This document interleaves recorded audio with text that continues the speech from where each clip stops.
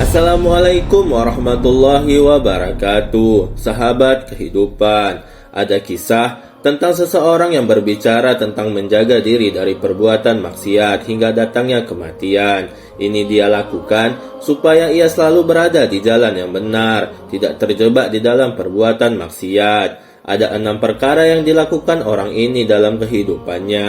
Apa saja 6 perkara tersebut? Sebelum lanjut, bagi yang baru bergabung ke channel ini, jangan lupa tekan tombol like, subscribe, dan aktifkan notifikasi loncengnya. Yang sudah subscribe, semoga selalu dalam lindungan Allah Subhanahu wa Ta'ala.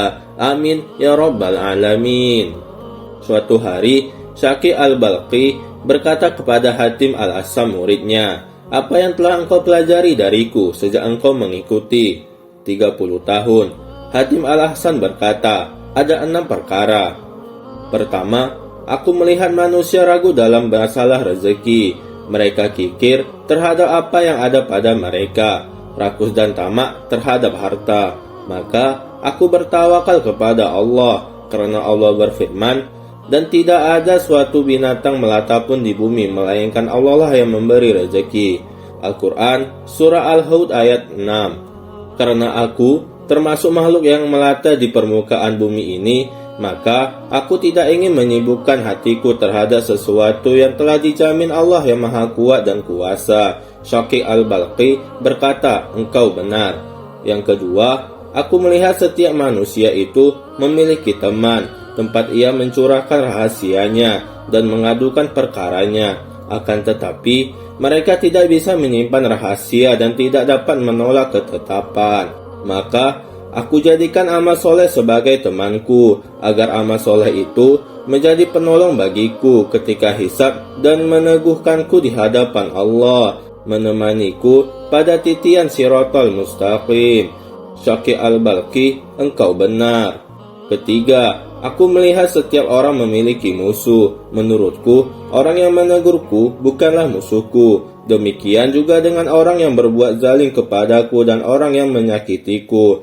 Karena sesungguhnya ia memberikan hadiah amal baiknya kepadaku, sedangkan ia memikul beban kesalahan dan dosaku. Akan tetapi musuhku adalah, jika aku berada dalam ketaatan kepada Allah, ia menggodaku agar berbuat maksiat kepada Allah. Menurutku, dia adalah iblis, nafsu, keduniaan dan godaan. Maka aku jadikan semua itu sebagai musuh. Aku berhati-hati terhadap semua itu. Aku persiapkan persiapan untuk memerangi semua itu. Aku tidak membiarkan satupun dari mereka mendekatiku. Syaqi al-Balqi berkata, engkau benar. Yang keempat, aku melihat bahwa setiap manusia dituntut, sedangkan yang menuntut adalah malaikat maut. Maka aku luangkan diriku untuk bertemu dengannya, hingga jika ia datang, aku segera bersamanya tanpa ada halangan. Syaqi al-Balqi berkata, engkau benar. Yang kelima, aku lihat banyak orang, mereka saling mengasihi dan saling membenci. Aku lihat orang yang mengasihi, ia tidak memiliki orang yang ia kasih walaupun sedikit waktu. Aku lihat orang yang mengasihi, ia tidak memiliki orang yang ia kasih walau sedikit pun. Maka aku renungkan sebab kasih sayang dan kebencian. Aku tahu bahwa sebabnya adalah hasad. Maka aku menafikannya dari diriku dengan menafikan penghalang antara aku dengannya, yaitu nafsu.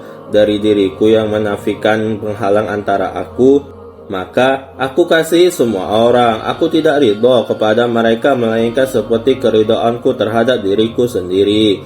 Syaqi al-Balqi berkata, engkau benar. Keenam, aku melihat bahwa setiap orang yang menempati suatu tempat, ia pasti akan meninggalkan tempat yang ia diami. Tempat kembali semua orang yang bertempat pada suatu tempat pasti kuburan. Maka aku persiapkan semua kemampuanku untuk itu dengan amal soleh yang membahagiakanku, menuju tempat baru itu yang dibaliknya hanya ada surga dan neraka. Syaqi al-Balqi berkata, cukuplah itu, laksanakanlah semua itu hingga kematian datang. Sebuah nasihat singkat tersebut bisa kita amalkan di kehidupan kita untuk mengingatkan diri kita supaya selalu melakukan perbuatan yang diperintahkan oleh Allah dan Rasul-Nya, serta menjauhi segala larangannya. Jika sewaktu-waktu kita wafat dalam keadaan taat kepada Allah. Semoga video ini menjadi pembelajaran buat kita semua. Jangan lupa share ke teman-teman kalian. Jangan lupa komen dan sampai jumpa. Wassalamualaikum warahmatullahi wabarakatuh.